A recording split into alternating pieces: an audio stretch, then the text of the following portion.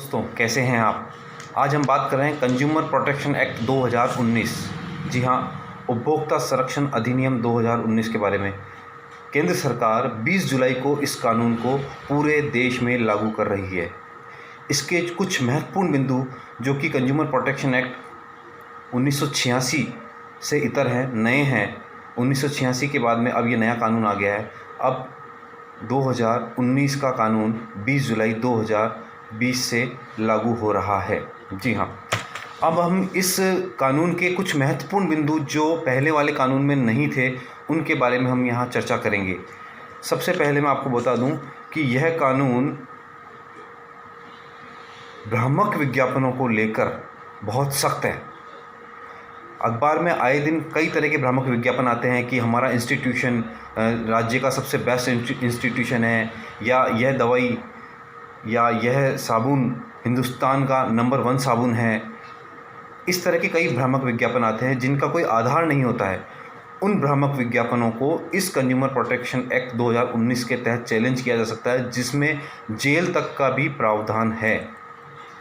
दूसरी सबसे महत्वपूर्ण चीज़ जो मुझे भी बहुत प्रभावित करी जिस चीज़ ने, वो यह है कि उपभोक्ता अपनी सुविधा अनुसार देश के किसी भी कंज्यूमर फोरम के अंदर वाद दायर कर सकता है। जी हाँ, यह बहुत ही नई चीज़ है और बहुत ही अच्छी चीज़ है कि उपभोक्ता की मर्ज़ी के हिसाब से वो हिंदुस्तान में किसी भी जिला फोरम के अंदर अपना परिवाद दर्ज करवा सकता है। साथ ही नए कानून में ऑनलाइन और टेली शॉपिंग से रिलेटेड कंपनियों को भी शामिल किया गया है।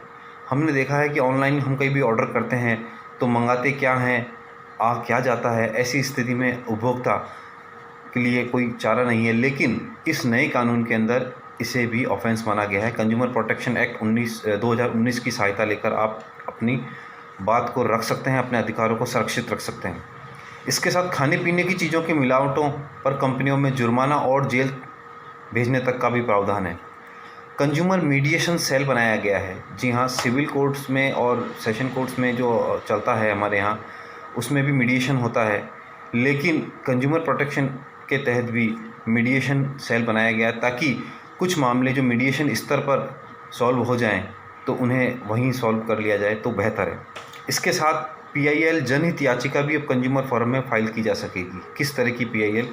जहाँ एक अथवा अधिक उपभोक्ता, जहाँ अधिक संख्या में उपभोक्ता के समान हित हों, ऐसे मामलों में कॉमनली जनहित याचिका कंज्यूमर प्रोटेक्शन एक्ट के तहत लगाई जा सकती है।